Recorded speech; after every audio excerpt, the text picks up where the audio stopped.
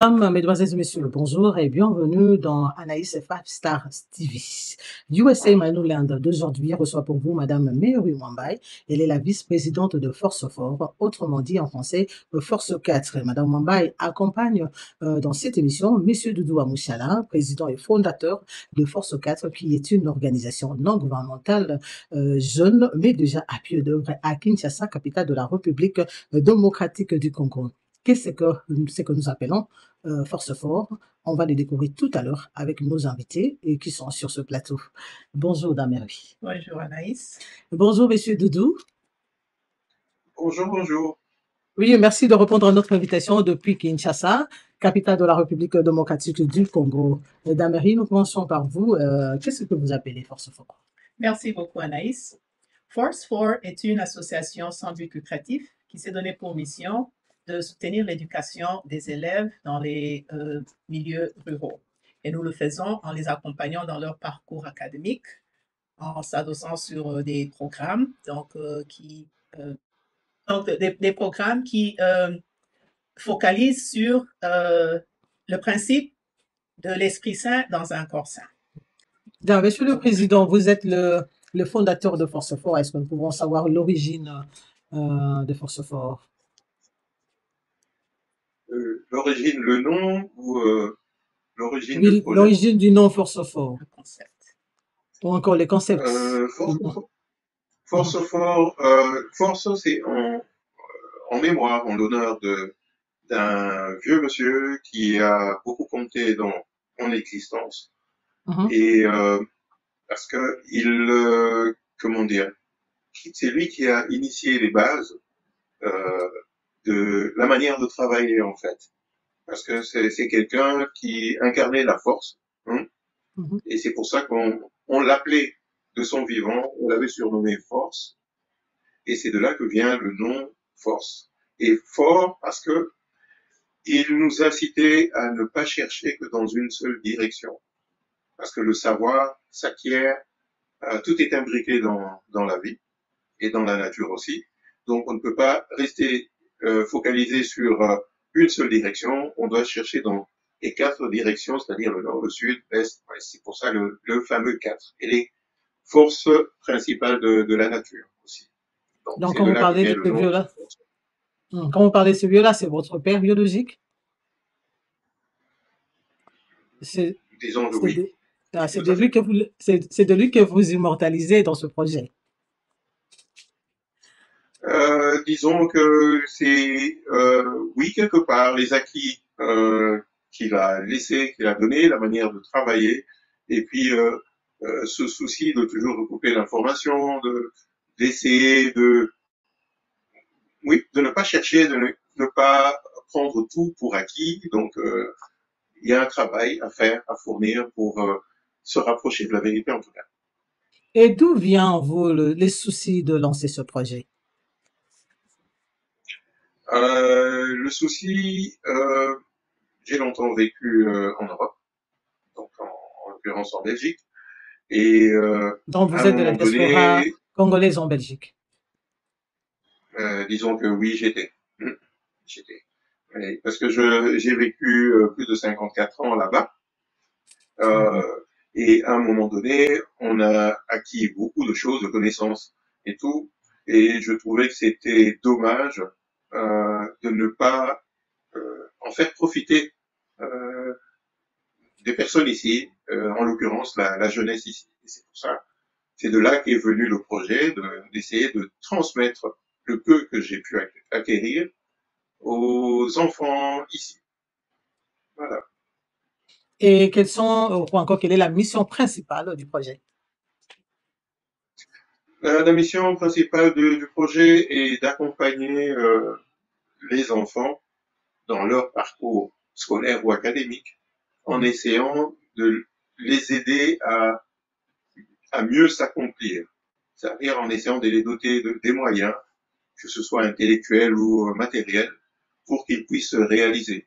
Et c'est pour cela que on commence avec les tout petits et on les accompagne. C'est-à-dire on ne va pas faire les choses à leur place, mais on va tâcher de leur donner les moyens C'est comme des béquilles, en fait. S'il y a besoin quelque part, on va mettre, on accompagne, tout simplement. Oui, nous revenons sur ce plateau avec Madame Mambaye. Vous faites un travail de terrain. Est-ce que nous pouvons savoir les différentes activités que vous entreprenez déjà à Kinshasa?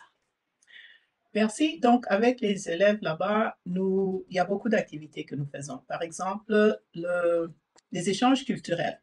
Donc, on fait ce qu'on appelle des voyages virtuels où on connecte nos enfants du Congo, donc de Kinshasa, avec les enfants d'autres pays. Par exemple, en Haïti, en Jamaïque, en Belgique, en France et ici aux États-Unis. Et en dehors de ces activités que vous faites pour les enfants ou encore les élèves, mais est-ce que vous avez des activités précises de l'association que vous Bien faites? sûr, nous avons d'autres activités. Mhm, Donc, on leur donne par exemple des poussins à mhm, faire grandir. mhm, On donne des cochons à faire grandir aussi. mhm, On travaille avec eux sur des projets d'agriculture. Donc, on leur demande de cultiver, d'avoir un petit potager à la maison. mhm.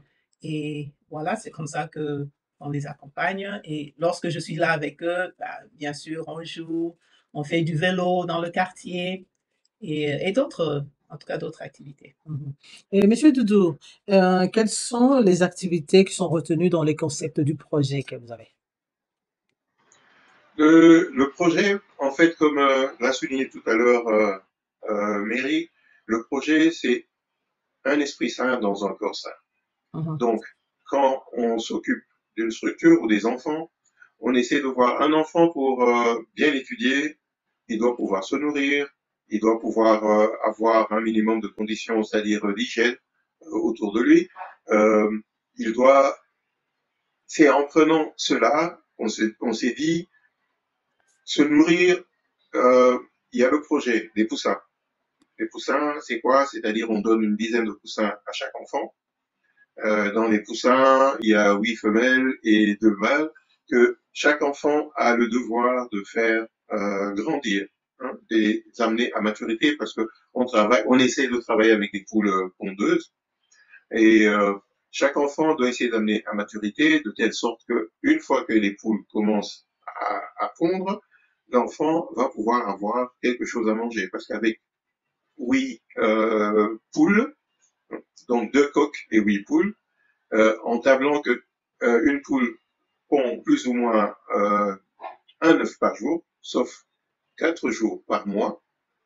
Donc, si on table, normalement ça fait 26 œufs, mais si on table sur 20 œufs, ça fait 180 œufs que l'enfant a à sa disposition, plus ou moins 180 œufs, il a à sa disposition à la maison. Donc ça, Donc c'est pour avec lutter ça, il a contre la l'insuffisance alimentaire. voilà, c'est-à-dire parce qu'un enfant qui ne mange pas bien, les 3 quarts qu'on a notés, surtout en zone rurale, il montre des signes de malnutrition, donc Mhm, parfois assez sévères. Donc, mhm, on peut leur donner des bancs et tout ça, ça va aider, certes, mais par rapport à leur performance, ça va rester quand même anecdotique. C'est pour cela que, en travaillant dans les fameuses 4 directions, on travaille dans toutes les directions, on essaie de leur donner le moyen de se nourrir, et mhm. pour la santé, on va faire un centre de santé qu'on va soit réhabiliter, soit mettre en place. Ça, c'est pour leur suivi, comment dire, sur le plan médical. Et la nourriture, tout à l'heure, j'étais en train d'expliquer le principe des poussins. Une fois que les poules pondent, l'enfant peut manger, mais le fait de ramener ces poussins ou ces poules à la maison, c'est toute la fratrie, toute la famille, en fait, les parents compris, qui Mhm. participent à ce travail. Donc, parce que quand vous avez un enfant de 6 ans ou 7 ans, bah, il ne pourra pas forcément gérer une dizaine. Et puis, avec les œufs et tout, Mhm. c'est-à-dire, on les met en couveuse, ça peut donner, il suffit qu'il en retire, par exemple, une vingtaine, tout de suite, ça peut augmenter très fort. Et nous, ce que nous faisons, c'est essayer de diffuser le savoir. On essaie de grandir avec ces enfants-là. Les parents sont de toute façon d'office mis à contribution parce que ce sont eux qui vont euh, de fait, ce sont eux qui vont gérer ces enfants-là à la maison. Parce que je dois aussi rajouter que En plus de cela, chaque enfant doit avoir un potager à la maison avec 5 cultures différentes qui sont déterminées par un agronome, un ingénieur agronome avec lequel on travaille.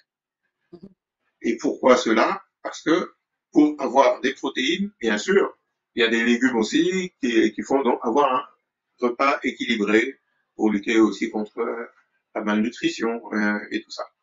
Donc, avec ce système, normalement, les parents sont impliqués dans le projet. Et comme on avait constaté aussi que les jeunes filles ont souvent se retrouvent avec des pourcentages de 20-30%, les meilleurs c'est 40. Pourquoi? Parce qu'elles servent plus d'auxiliaire à la maison, d'auxiliaire de la maman en fait. Quand il y a le petit frère ou le frère qui est malade, ce sont elles qui restent pour garder, aller puiser l'eau et tout. Donc, aller à l'école, c'est secondaire. Et avec ce programme, le fait que toute la famille est impliquée dedans et le fait que ce programme amène non seulement comment dire, le savoir, mais aussi de la nourriture et la possibilité de commercer, c'est toute la famille qui est concernée. C'est-à-dire, si les parents n'envoient pas la fille à l'école, ben, on les sort du programme, donc ils sont obligés quelque part de les envoyer à l'école. C'est win-win en fait. Ça, c'est le but poursuivi dans ce programme. Pour réussir principalement cette activité, est-ce que vous leur apprenez comment élever le poussin? Les poussins, en fait, on leur remet les poussins tout petits. Il y a un agronome et un vétérinaire qui briefe un peu les professeurs et les enfants, mais les enfants partent avec des poussins. Les trois quarts ont déjà quelques poussins qui gambadent autour de cases, parce que c'est dans le zone rurale. Donc, ils ont peut-être une poule avec quelques poussins, des choses comme ça.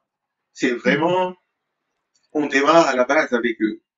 Donc, ils vont apprendre à grandir avec, parce que ce que nous faisons, on les encadre, mais on leur laisse la liberté d'agir, d'acquérir à leur rythme. Donc, ils vont grandir avec les poussins.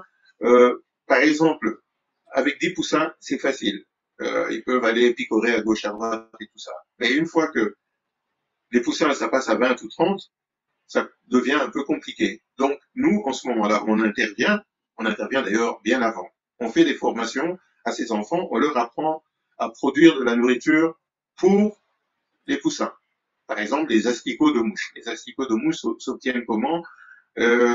Des entrailles de poisson dans un seau, vous laissez traîner dehors, les mouches viennent pondre, en 2 ou 3 jours, vous allez en avoir.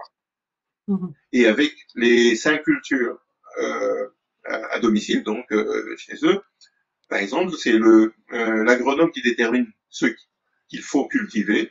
Par exemple, s'il y a du soya, ben, ils peuvent mélanger les restes de soya et tout avec les asticots et donc nourrir les poules. Et si elles sont bien nourries, elles vont se reproduire, donc l'exploitation peut grandir avec. Donc, leur connaissance, ils les acquièrent au fur et à mesure que les poussins, parce que bon, ils auront à apprendre les maladies et toutes ces choses-là. Et tout ça, c'est suivi, encadré, comme je dis, on accompagne. On va pas faire le boulot à notre place, on accompagne. Il y aura des pertes, il y aura des accidents, et je dois mentionner quelque chose.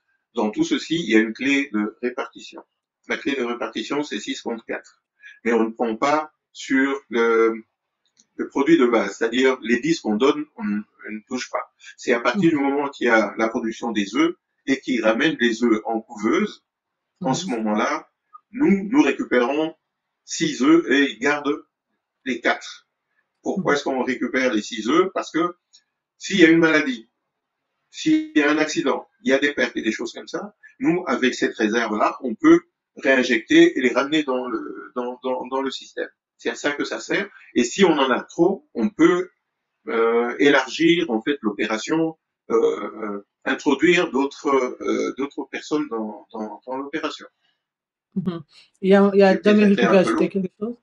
Oui, j'ai l'impression que David veut ajouter quelque chose. En fait, ce que je voulais ajouter, il l'a dit, c'était au sujet de la formation et l'intervention. En fait, l'encadrement des spécialistes que nous avons, donc les ingénieurs. Il y a l'ingénieur vétérinaire qui apprend aux enfants à remarquer les anomalies, par exemple dans la croissance des poussins. Et s'il y a eu une maladie ou quoi, le vétérinaire intervient immédiatement et il leur prodigue des conseils, comment est-ce qu'il faut soigner les maladies. Donc, c'est ça. Et je crois que mon président avait déjà su. Oui, Madame Wambaye, combien d'enfants avez-vous déjà à votre charge? OK. Au total, nous avons 3500 enfants. Et ils sont repartis sur 3 sites. Le premier site, c'est à Sangui. Et Sangui, c'est un village à plus ou moins 11 km de Kisantu. Ça, dans le Bas-Congo. Dans le Bas-Congo, oui. Donc, sur ce site-là, nous avons plus ou moins 350 élèves. Ça, c'était notre premier. Ensuite, nous avons Kinkole. À Kinkole, nous avons 750 élèves. Et le troisième site, c'est Kisenso. Et c'est là que nous avons le plus grand nombre, c'est 2300. Et alors, toutes ces écoles sont-elles conventionnées ou elles sont des écoles publiques? C'est un mélange des deux. Donc, Kisantu, c'est une école de l'État. Kinkole, c'est semi-privé, c'est-à-dire elle appartenait normalement à une congrégation des franciscains, mais l'État a pris cela en charge. Et Kisenso, c'est totalement privé. En dehors du projet visant l'autosuffisance alimentaire, est-ce que vous avez d'autres projets que vous faites dans les écoles même? Oui, nous avons d'autres projets que nous faisons. Par exemple, là, nous sommes en train de préparer, il y a un grand événement que nous préparons pour, je crois que c'est dans 2 semaines, le 30 septembre, ou 3 semaines, je crois. Donc, nous faisons une levée de fonds avec le Majestic River, c'est un bateau fameux à Kinshasa.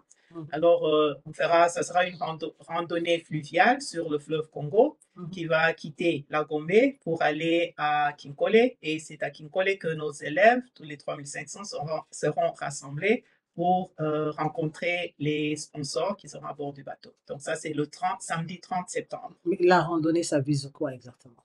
En fait, c'est pour récolter les kits scolaires pour la rentrée scolaire. Ben, je suis, encore je lis dans les documents que vous avez envoyés, que vous avez des projets de centres de santé dans certaines écoles aussi, et puis il vous arrive de reconstruire certains murs des écoles. Je ne sais pas quelles sont les écoles que vous avez déjà certainement reconstruites, soit le mur, soit les salles de classe. Est-ce que vous n'en avez pas parlé? Oui. Donc, la réfection des bâtiments, ça fait partie dans le cadre du concept un corps sain. Donc, il y a l'Esprit Saint dans un corps sain. Donc, la réfection des bâtiments, si vous avez vu dans les images qu'on a partagées avec vous, les bâtiments sont dans un état Délabré, avancé, oui. Alors lorsque donc, dans des cas pareils, oui, effectivement, nous devons intervenir et voir dans quelle mesure nous pouvons aider pour que nos enfants étudient dans des meilleures conditions. Donc, il y a les travaux de rénovation, il y a par exemple la peinture qu'il faut faire, il y a les vitres qu'il faut réparer et tout ça. Donc, il y a les écoles qui n'avaient, justement l'école de Sangui qui n'avait pas de banc, et grâce à un de nos sponsors, nous avons pu équiper cette école avec plus ou moins 150 bancs. Monsieur le Président, parce que nous venons de parler des sponsors, est-ce que nous pouvons savoir, peut-être avoir le nom de certains de vos partenaires qui vous soutiennent jusqu'à présent? Disons que oui, on a des partenaires, c'est surtout des individus, donc des personnes comme vous et moi qui nous soutenez. Donc ce serait assez fastidieux et laborieux de citer tout le monde, bien que tout le monde reste dans le cœur, et on va de toute façon les afficher ou mettre les noms d'une manière ou d'une autre. Et ça, c'est les gros, comment dire, le gros de notre aide vient de ces gens-là, un peu tout le monde. Mais à côté de ça, on a quelques institutions, essentiellement Engen, donc le pétrolier, les stations d'essence Engen, qui est un des partenaires historiques qu'on a et qui continue à nous accompagner dans les efforts que nous faisons, notamment les bancs. Voilà, elle a parlé des 150 bancs et maintenant pour le projet qui est encore là, mais on a eu aussi Kinmoto. Kinmoto, c'est les motos TVS.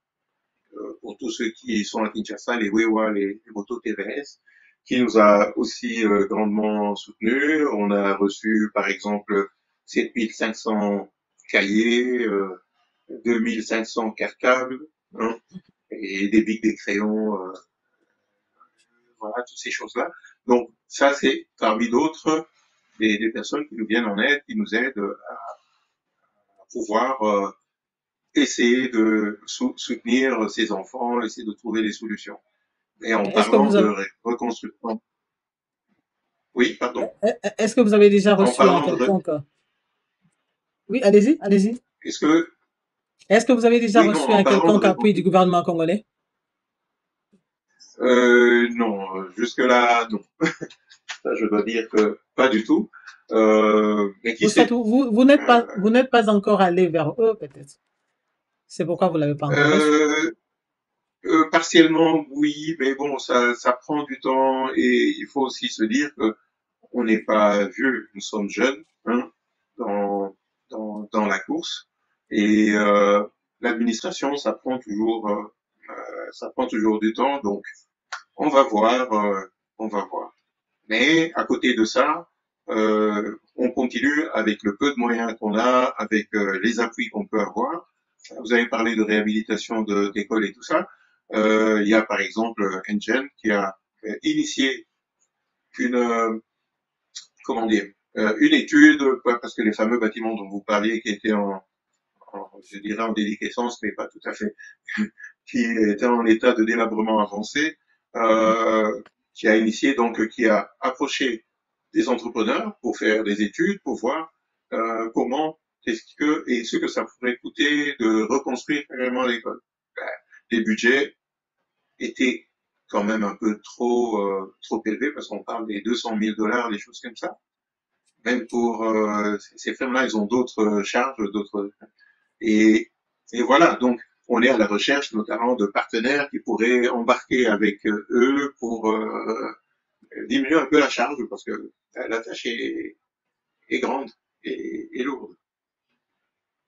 Voilà. Oui, avec la levée de fonds que vous organisez à la fin de ce mois, je pense, le 30 septembre prochain, est-ce que vous avez un message à lancer à toute personne de bonne volonté qui accepterait de vous accompagner dans ce projet? Et certainement.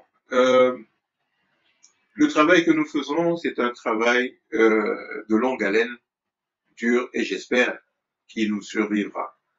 Ce qu'on essaye, c'est pas seulement les bâtiments, c'est pas seulement les cartables. On essaye d'ouvrir, euh, comment dire, l'esprit, l'esprit de ces enfants. Nous voulons que nos enfants rêvent le Congo parce que nos enfants, le rêve du Congo a été volé, a été spolié, saccagé. Et nous voulons la restauration de ce rêve-là parce que avant tout projet, il y a un rêve. Et nous travaillons pour cela. C'est pour ça que cette opération, la rencontre de deux mondes, va permettre à ces enfants, pour certains qui n'ont jamais quitté leur village et tout, de venir à la ville. Ça fera déjà quelque chose, mais de voir un bateau, un grand bateau de main, et le bateau rempli de personnes de toute nationalité et tout, ça pourrait leur donner justement, leur ouvrir l'esprit. Nous voulons que nos enfants rêvent le Congo. Nous voulons restaurer ce rêve-là. Alors, ce qu'on demande, aidez-nous à atteindre cet objectif. Et Madame Mambaye, Voilà. pourquoi faire... Merci beaucoup, Président. Je reviens à Madame Mambaye. Pourquoi faire cette activité? Pourquoi organiser cette activité sur le bateau et non sur la terre ferme? Well, sur le bateau, en fait, nous avons eu l'opportunité parce que le propriétaire, c'est un ami au président. Et dans la conversation, le président a eu l'idée d'organiser cet événement. Et Non, c'est aussi une façon pour lui de participer. Bien sûr, c'est une façon. En fait, le fait d'enlever le bateau de la Gombe Nicole, c'est déjà un grand projet, même pour lui, puisque d'habitude, il fait des randonnées, mais ça, c'est Qui sont payants. ça, c'est pour la. Oui, d'habitude, il fait les randonnées, c'est Donc ça, vous payant, ne payez pas. avec buffet hein, et tout. Donc, mais ça, c'est fait spécialement pour cette opportunité, donc la levée de fonds. En fait, moi, je dirais, c'est sa façon à lui de nous soutenir dans dans cet effort. Ouais. Donc, ça sera en tout cas un très bon événement. Et ça fait aussi partie de l'échange culturel dont j'ai parlé un peu plus tôt. Donc, les gens sur le bateau, ceux qui sponsorisent, ils auront l'opportunité de rencontrer les bénéficiaires de cet effort. Puisque vous savez, d'habitude, lorsqu'on fait les levées de fonds, les bénéficiaires sont absents. Donc, c'est très facile de juste de donner l'argent et puis c'est fini, on ne sait pas comment c'est, donc on ne connaît pas vraiment la destination. Mais ça sera une opportunité pour les donateurs de rencontrer les bénéficiaires qui sont des enfants. Et lorsque vous rencontrez des enfants, lorsque vous voyez dans leurs yeux l'espoir que vous leur donnez, c'est quelque chose. En tout cas, c'est difficile de rester indifférent à une expérience pareille. Monsieur le Président, gérez-vous le fonds que vous récoltez ou encore les dons que vous recevez de la part de tiers concomitamment avec le bénéficiaire qui sont des écoles ou vous le gérez à leur place? Disons que jusque-là, les fonds réellement, ça a été plutôt des fonds en nature. Et les gérer avec les écoles, c'est plutôt, on nous propose un projet. Et si les écoles sont d'accord, nous on propose et on va vendre ce projet-là auprès de nos sponsors. Et jusque-là, les trois quarts de ce que nous avons reçu, ça a été beaucoup plus en nature. Par exemple, pour ce qui est des bancs d'Engine, mais Engine, on lui a donné nos besoins. Et Engine a été trouvé des fabricants, des usines, c'est Engine qui les a, des sous-traitants à lui. Et il a fait fabriquer, et nous, on dit juste, amenez ces bancs là-bas, et il faut les disposer comme ça. Et Engine vient avec les bancs. Donc, nous, là-dedans, on a, disons que, on a vu, parce que le but, c'est ça, c'est que le matériel ou ce qu'on fait arrive bien aux enfants. Et ça, c'est le premier souci. Donc, il n'y a pas de, réellement de fonds, qui a été affecté à nos besoins ou qu'on ait eu à réellement gérer.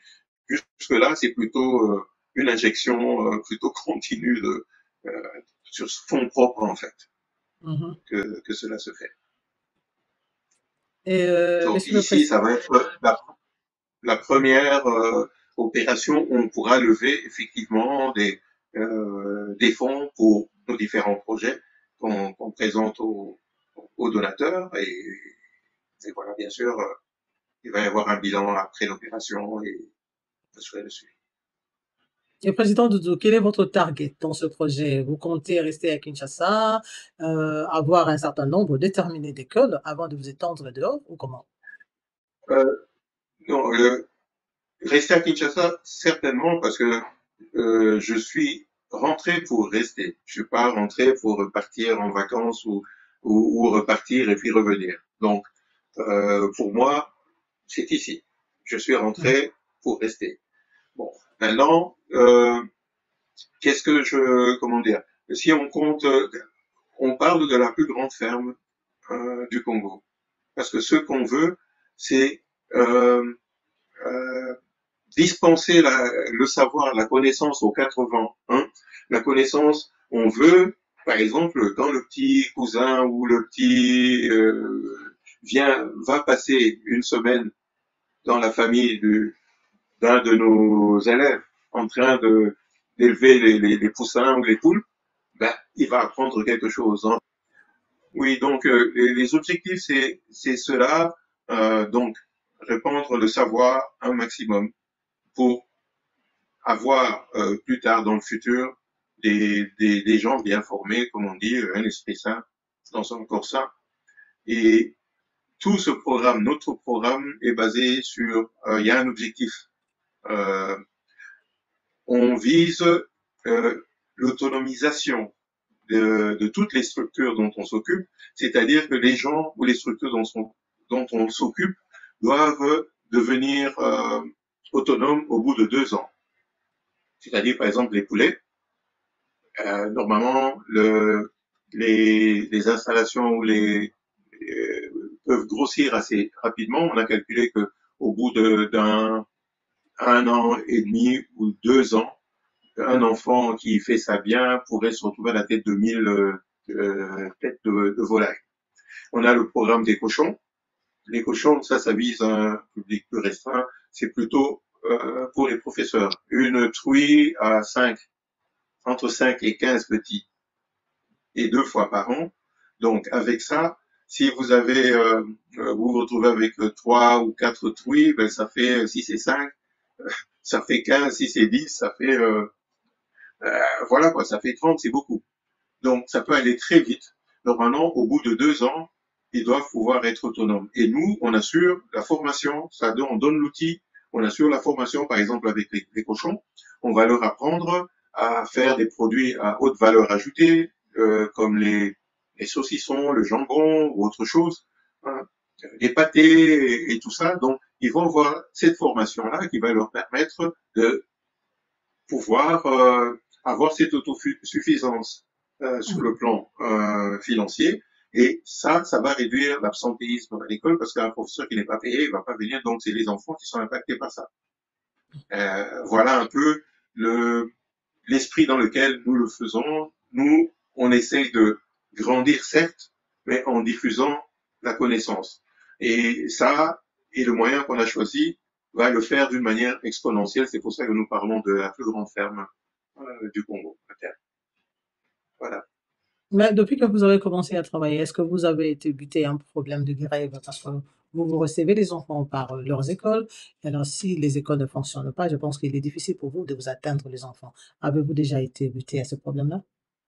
Le problème de grève, certainement, ici c'est constant, c'est permanent. C'est pour ça que tant que nos programmes ne sont pas effectifs, on ne pourra pas dire que, et il faut aussi savoir que ça ne fait qu'un an qu'on a commencé, on est en train de mettre en place, et un an, ça veut dire que effectivement, c'est plus ou moins 6 mois, parce que tous ces projets, il faut les développer, il faut d'abord les imaginer, il faut les mettre sur papier avant de s'affronter, de se confronter aux problèmes qu'il pourrait y avoir. Donc là, c'est en train de se mettre en place. Euh, et voilà, non, des problèmes, des grèves, au Congo, ça peut pas manquer. Absence, les professeurs ne viennent pas, ou tiens, Ça ne vous affecte pas? voilà. Oh, mais Jamais? ça fait partie comment dire, des responsabilités. On est là, personne, on n'a jamais dit que ce serait facile. Donc, on se bat avec eux pour aboutir. Et l'avantage que nous avons, c'est que nous sommes flexibles. C'est-à-dire, on peut analyser le problème, on peut imaginer des solutions inédites. Et cela, parfois, pose des problèmes même aux personnes assistées, parce qu'elles n'arrivent pas à comprendre l'objet de la démarche, parce que il y a un problème parfois de mentalité, parce qu'ici, on se dit, aider, c'est quoi? Donner l'argent, ou tiens, vous venez poser un toit. Mais par exemple, on a des endroits où il y a des machines pour travailler le bois. Nous, on va travailler pour essayer de les réparer parce qu'elles ont été vandalisées, de telle sorte que ce sont des machines industrielles pour travailler le bois, de telle sorte que si les machines fonctionnent, ben, on pourra à terme commencer à fabriquer les bancs qui manquent dans nos écoles. Et ça, c'est pas toujours bien perçu par les personnes voilà. Donc, il y a tout ça. C'est pas évident, mais bon, c'est la mission qui est noble, qui nous motive, et puis le fait de voir la condition des enfants s'améliorer, et voilà, nous travaillons dans ce sens-là. Et vous avez parlé tout à l'heure des autorités et tout ça, le gouvernement, on est en négociation avec le service national. Bon, le service national, pourquoi? Parce que nous, on s'adapte. Les enfants qui sont en ville, c'est un peu plus compliqué d'avoir un potager parce que parcelle, on cohabite avec d'autres personnes et tout comme ça. On négocie avec le service national pour qu'ils puissent nous octroyer quelques terres sur lesquelles on pourra transférer justement les cultures et toutes ces opérations-là. Ok. sur le terrain qui s'annoncera, ben, on aura des problèmes à résoudre parce qu'il faudra amener les enfants sur site, mais ça fait partie du travail de notre mission. Voilà. Ah, ok, Monsieur le Président. Madame Mwambaye, je reviens à vous. Vous êtes mère et grand-mère. Oui. Qu'est-ce que vous ressentez quand vous entrez en contact avec ces enfants? Oh boy, c'est une expérience exceptionnelle. Donc, d'être en contact avec les enfants. Et en fait, c'est une expérience assez exceptionnelle d'être en contact avec les enfants parce que c'est comme si je me retrouvais là-dedans. C'est comme si je retrouvais mon enfance à moi. C'est comme si je renaissais en ces enfants-là. I see myself reliving, rejuvenating, avec les enfants. Et les enfants, c'est des innocents. Donc, voir dans quelles conditions ils vivent, c'est vraiment, ça vous touche le cœur. C'est difficile de rester, comme j'ai dit, indifférent à leurs conditions. Et tout ce que les enfants demandent, c'est un peu d'espoir. Donc, lorsque vous regardez dans les yeux et vous voyez l'espoir qu'ils ont, donc ils auraient voulu que les choses soient différentes. Et même les photos en disent quelque chose. Parce que les photos, ça se voit que ces enfants-là vous font confiance. Les photos, oui, les photos parlent, mais être en leur présence, être en direct connecté avec eux. J'ai des petits amis, en tout cas, c'est formidable d'être vraiment en contact avec les enfants. Au début, je pensais que oui, je pouvais assister mon président à distance, donc faire des interventions comme en fait, mais c'est différent. Lorsqu'on est en personne, ça c'est la connexion, le contact personnel, ça c'est comment on dit, priceless. Il n'y a pas de prix pour cette. Est-ce que vous avez été accepté si facilement dans ce milieu? En fait, oui, je dirais, et mon président pourrait ajouter à cela, parce que c'est drôle quand je suis dans le quartier, ben, tu vois, là, on appelle Maman Myriam, on me donne tous les noms, Maman Myriam, Maman Maria, Alia et tout ça. Donc, puisque moi, quand j'arrive à Kinshasa, j'entre dans la communauté, je fais partie de la communauté. Donc, je marche pour aller chercher les œufs, le charbon et tout ça, et on me reconnaît. Nous avons aussi un petit chien, donc je me promène avec notre petit chien là. Et puis nous sommes acceptés dans la communauté. Notez que c'est un village, donc c'est la vie du village. Si vous n'avez pas encore vécu au village, ben, il y a quelque chose que vous perdez. Donc cette touche-là, donc de connecter avec les personnes. Donc oui, nous sommes dans la communauté, nous vivons avec les personnes. Et voilà, merci beaucoup. Merci, Président Doudou, d'être avec nous aujourd'hui. Merci de votre opportunité. Merci de nous avoir reçus. Merci beaucoup pour votre disponibilité, Monsieur Doudou. Merci, Dame-Marie, d'être avec nous aussi. C'est nous qui vous remercions. En tout cas, nous. Vous nous avez réservé un très bon accueil et même les couleurs sont au rendez-vous parce que les couleurs du Majestic, c'est le bleu et blanc. Les enfants, ce jour-là, seront dans leur uniforme, le bleu et blanc. Donc, vraiment, vous êtes au rendez-vous. Donc, merci encore de nous avoir reçus. Ok, je vous en prie. Mesdames et messieurs, merci d'avoir été avec nous aujourd'hui.